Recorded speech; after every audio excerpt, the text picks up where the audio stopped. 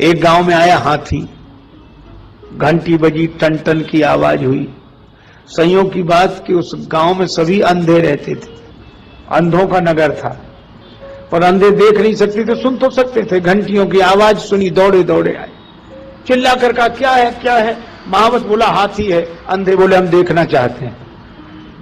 महावत ने कहा तुम्हारी आंख नहीं, देखोगे कैसे? कहा हाथ तो हैं, हाथों से देखें। ठीक है, महावत ने हाथी बिठा दिया, अंधे टूट पड़े।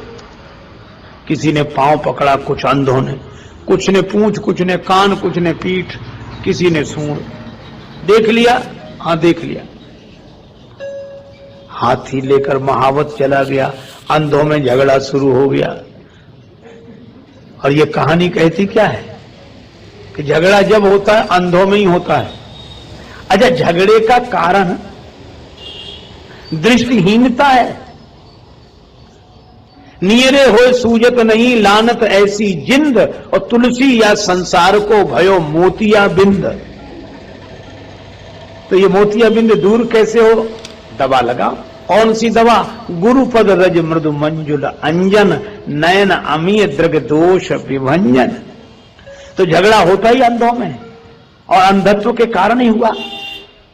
अब कठिनाई यह हुई कि महावत तो हाथी लेकर गया, पर जितने अंधों ने हाथी का पांव पकड़ा था, उन्होंने हाथी के बारे में धारणा बनाई कि हाथी गोल खंभे की तरह होता है।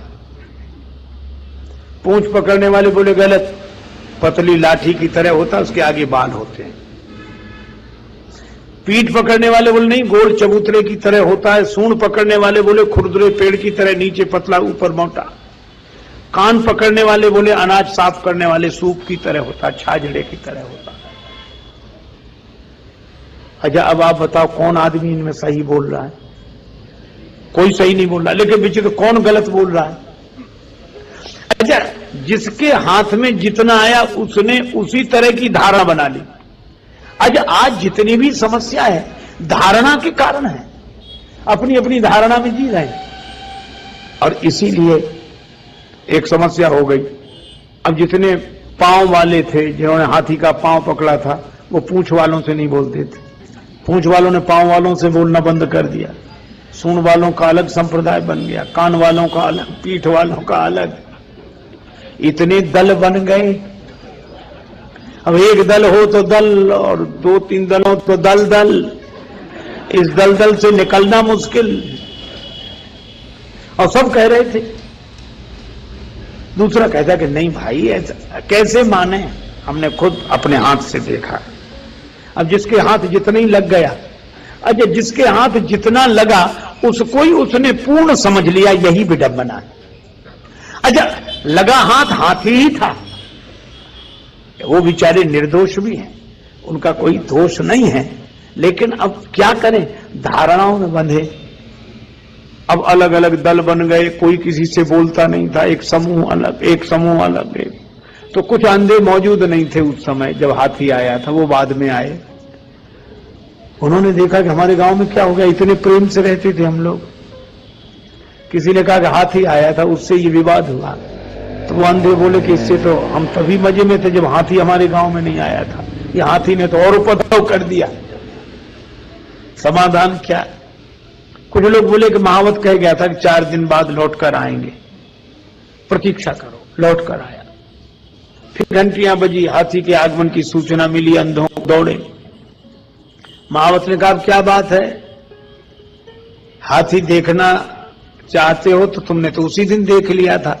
अंधे बोले उसी देखने ने तो उपद्रव पैदा कर दिया है, तो क्या बात है?